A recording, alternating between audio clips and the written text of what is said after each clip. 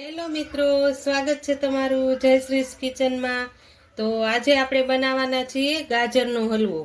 તો ગાજરનો હલવો બનાવવા માટે અહીંયા મેં 1 કિલો ગાજર લઈ લીધા છે। તો આ રીતના આપણે લાલ ગાજર લેવાના છે। તો ગાજરને પહેલાં આપણી ચાલ ઉખેડી નાખશું। તો આ રીતે આપણે ચાલ ઉખેડવાની છે।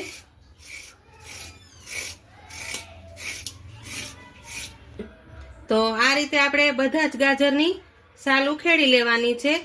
તો આપણે બધા ગાજરની છાલ ઉતારી લીધી છે। હવે તેને આપણે ખમણીથી ખમણી લઈશું। તો આપણે અહીંયા આ ખમણી લેવાની છે, થોડુંક જાડું છીણ થાય ને એવી લેવાની છે, એટલે આપણું સારું એવું ખમણ બનીને તૈયાર થાય છે। નહીતર ઝીણું લેશો તો જાડું ખમણ પતલું ખમણ થાય તો આપણું હલવો સારો ન બને, એટલે આપણે થોડુંક જાડું ખમણ લેવાનું છે। તો આ રીતે આપણે તેને ઊભું ખમણવાનું છે। આ રીતે આપણે ખમણશું ને તો જો આ પીળો ભાગ છે તે અંદર નહીં જાય। તો આ રીતે આપણે બધા જ ગાજરને ખમણી લેવાના છે। તો આપણે આ રીતનું છીણ રાખવાનું છે, એકદમ જો તમે સેજ મોટી સાઈઝનું થાય છે એ રીતે આપણે રાખવાનું છે। તો હવે આપણે બધા જ ખમણ કરી લઈએ ગાજરનું।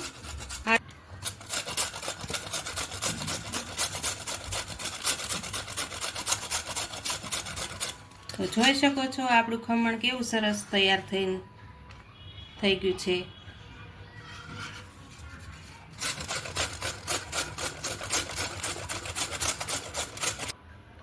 તો આપણે બધું જ છીણ તૈયાર કરી લીધું છે।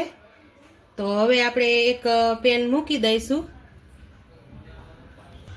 તો અહીંયા આપણે એક પેન મૂકી દીધું છે। હવે તેમાં આપણે 2 મોટા ચમચા ઘી નાખી દઈશું।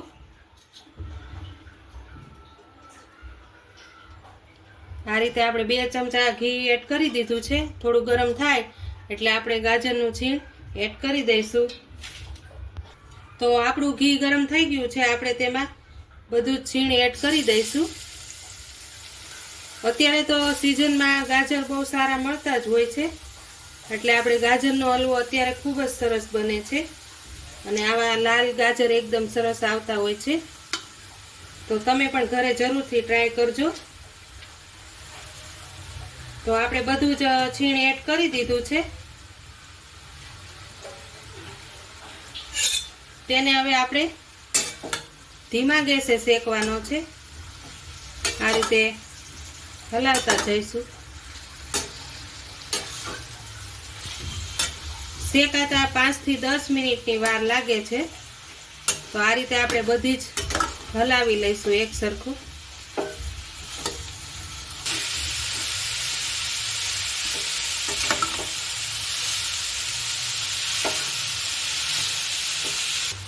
તો આપણે સરખોથી મિક્સ કરી લીધો છે। તો આપણે હવે તેને 5 મિનિટ ઢાંકી દેવાનો। તો આ રીતે આપણે એક સરખો હલાવી લીધો છે।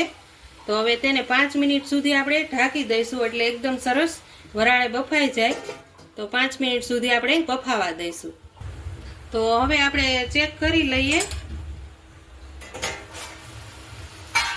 તો જો કેવું સરસ એકદમ સરસ શેકાઈ ગયો છે ઘીમાં।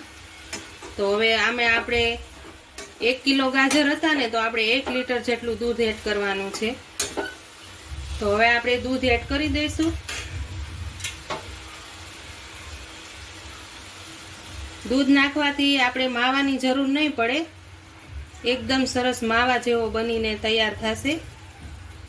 તમારી પાસે મલાઈ હોય તો તમે મલાઈ પણ એડ કરી શકો છો। તો આ રીતે આપણે દૂધને નાખી હવે ફૂલ ગેસ કરી નાખવાનો છે, એટલે આપણું દૂધ છે તે એકદમ સરસ માવા જેવું બનીને રેડી થઈ જશે। તો આ રીતે આપણે તેને હવે કન્ટિન્યુ ચલાવતું જ રહેવાનું છે। તો દૂધ એકદમ ઘટ થઈ અને માવા જેવું બનીને તૈયાર થશે લાગ્યું છે। તો હવે આમાં આપણે ખાંડ એડ કરી દઈશું। ખાંડ તો તમારા સ્વાદ પ્રમાણે તમે નાખી શકો છો। અહીંયા મેં 1 વાટકી જેટલી ખાંડ એડ કરી છે। તમે જો વધારે ગળ્યું ખાતા હોય તો વધારે ખાંડ એડ કરવાની, ને ઓછી ખાતા હોય તો થોડીક ઓછી રાખવાની. તો આ રીતે આપણે ખાંડ નાખીને સરસ રીતે હલાવવાનું છે. તો દૂધ જુઓ તમે એકદમ સરસ ઘાટું બનીને એક સ્થિર બની ગયું છે. તો આ રીતે આપણે હવે તેને ચડવા દેવાનું છે.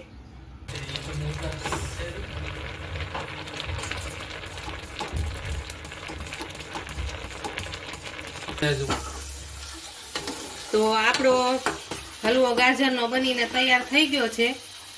આ રીતે એકદમ સરસ બની ગયો છે. માવાની પણ જરૂર નહીં પડે તેવો જો એકદમ લચકાદાર. તો તૈયાર છે આપણો ગાજરનો હલવો. તો હવે આપણે ડ્રાયફ્રૂટ ઘીમાં શેકી લઈશું. તો અહીંયા મેં ઘી મૂકી દીધું છે ગરમ કરવા. હવે તેમાં આપણે ડ્રાયફ્રૂટ શેકી લઈશું.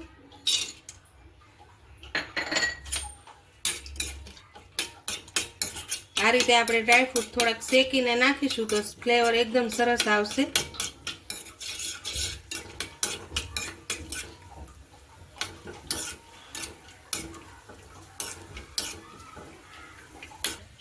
તો આપણા ડ્રાયફ્રૂટ શેકાઈને તૈયાર થઈ ગયા છે. આપણે તેને આમાં એડ કરી દઈશું.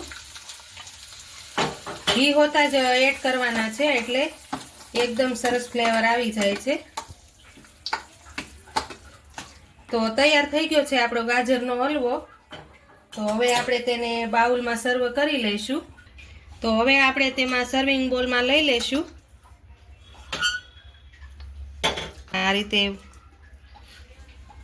બધો જ એડ કરી દઈશું. તો તૈયાર છે આપણો ગાજરનો હલવો.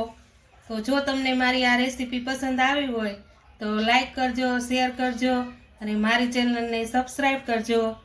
કોમેન્ટ કરીને કહેજો કે તમને ગાજરનો હલવો કેવો લાગ્યો.